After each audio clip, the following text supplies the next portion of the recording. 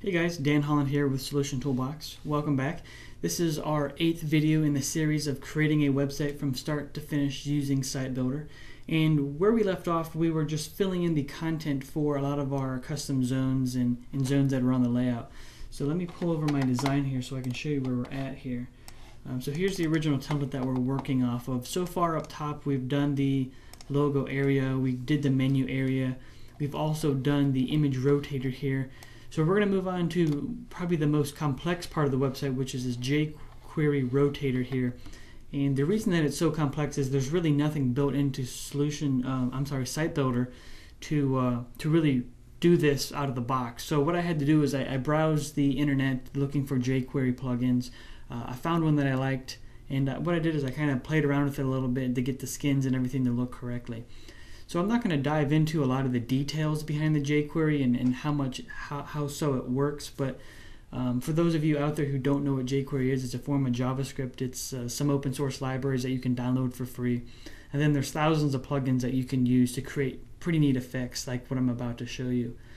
Like I said, I'm not going to go into a lot of details, but I will show you how to implement the JavaScript on the site and kind of how to drop the CSS in and everything like that for us. So to get started, I'm going to come over here to Site Builder, go up here to my zones, and click on my custom zones.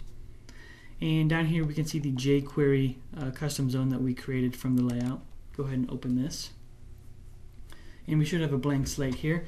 So the first thing that I'm going to do is I have some CSS that I created for this jQuery. So I'm going to come over here to my CSS manager, and I'm going to create a new file. So I'm going to click on Manage CSS. And I'm going to click Add New CSS File.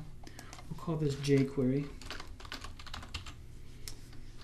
And click Create File here.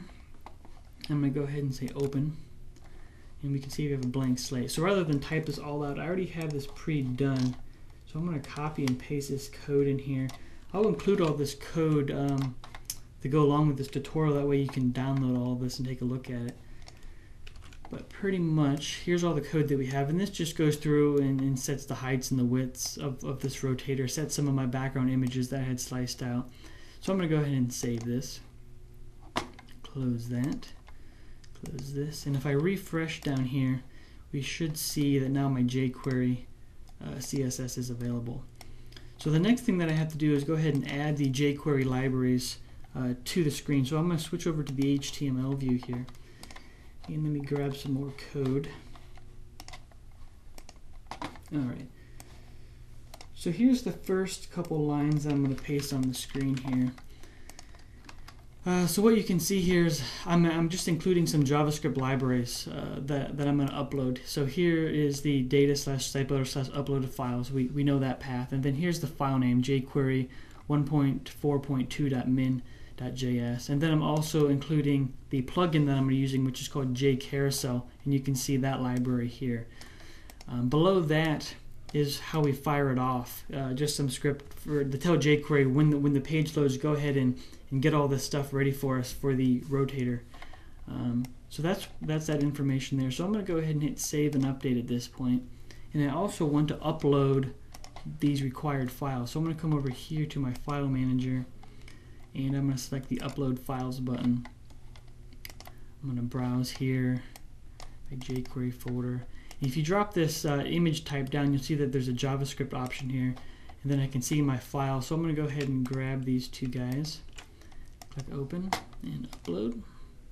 Alright, so now that those required files are there, now all I need to do is add the images for the rotator. And this control uses an unordered list to kind of create the effect. So I'm going to copy and paste this over here, and I'm going to drop this down.